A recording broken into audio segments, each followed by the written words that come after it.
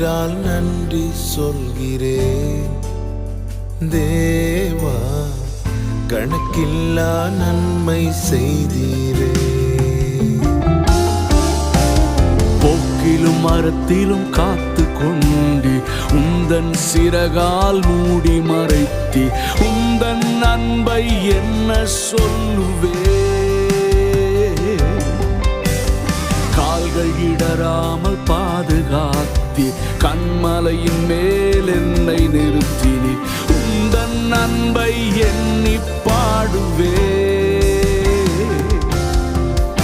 போக்கிலும் மரத்திலும் காத்து கொண்டு உந்தன் சிறகால் மூடி மறைத்தி உந்தன் அன்பை என்ன சொல்லுவே.